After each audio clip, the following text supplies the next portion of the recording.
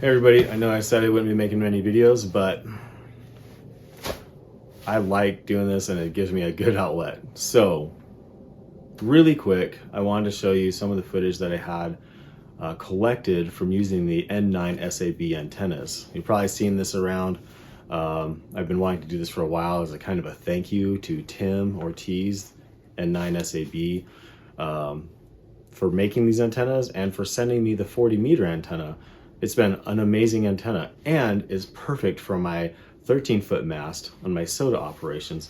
Or if I set it up in NVIS configuration, which is flat, I found that it can work for that too. So this is a 20-meter antenna. This thing weighs like 3 ounces and it's so well built. And you don't have to support this with a mast. This one has to go pretty high. This is 20 meter. This one wants to be about 25 feet off the deck. And you can literally stretch this out like it's part of a cable. So that's the 20-meter one. The 40-meter one, he more or less built with me in mind, knowing that I operate SSB. And knowing that I operate SSB, he built this. And this thing has been awesome.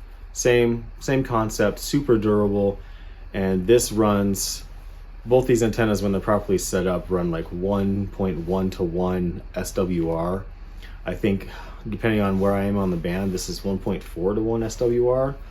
But visit my link tree down below and you'll find a link to his eBay store for these ultralight antennas, and that will get you going. You'll be really stoked with this antenna in your pack.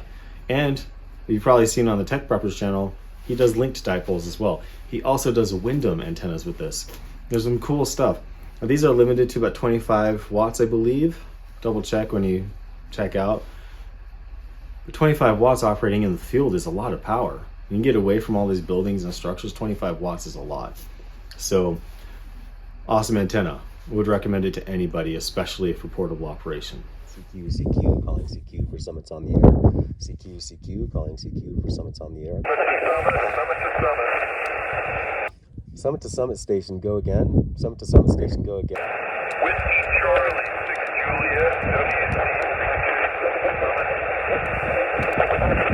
Whiskey Charlie 6 Juliet, summit to summit. This is Kilo India 7, Whiskey Juliet Papa. Do you copy QSL?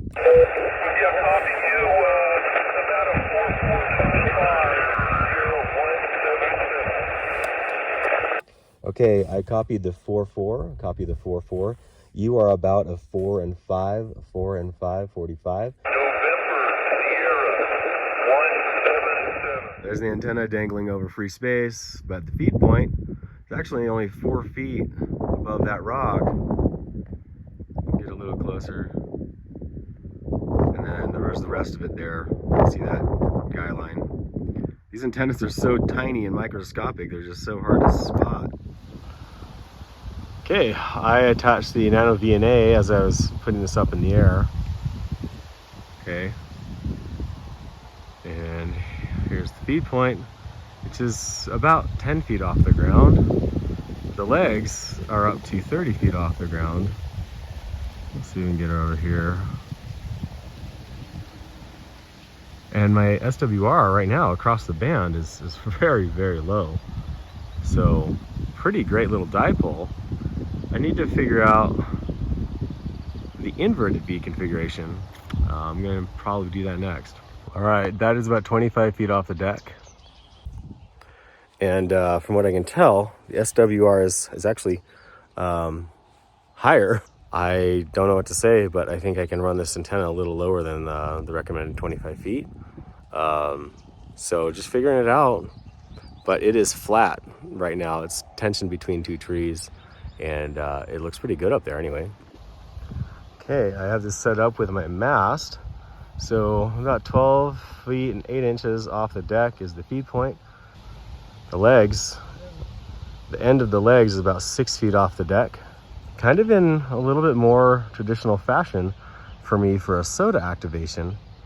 So it'll be interesting. This is really a flexible antenna as far as how I can put it in the air. But I'm really happy with my results as far as my scans. Thanks for checking it out. I know it's not the most conclusive video, but I did want to show you that I took the antenna out to test it and put it in different configurations, different elevations off the ground. The feed point really seems to be the critical point. Like, where you put your feed point in relationship to the ground is really going to determine how much of your antenna power, your signal is getting reflected back, causing that VSWR, or the standing wave ratio. I get amazing signal reports with this antenna. I operate a QRP radio, the FT817ND, so I'm operating at 5 watts. And I do that because I'm out in the field when I operate. I rarely operate from home.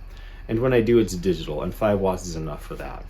So this antenna is awesome. It's light, it's fairly easy to deploy, but it is easy to get tangled. So I recommend you watch out for that. Find a way to spool it so that you can take that down and get it back in the field or back in the air without a whole lot of tangling. Other recommendations on this antenna is I run it with a RG316 on the 20-meter one, since it has to be so high. A 35-foot length or run of RG316 with BNC connectors will save you a lot of time, a lot of hassle, and a lot of weight. So the coaxial and the antenna weigh next to nothing for what I'm trying to accomplish. So I would recommend you check out his linked dipole though. That makes sense. I probably will do that in the future. And thanks for joining me again. I hope you all are well, and I hope you're all out in the field. I'm at home a lot lately and taking care of my family, so I hope you're all doing the same.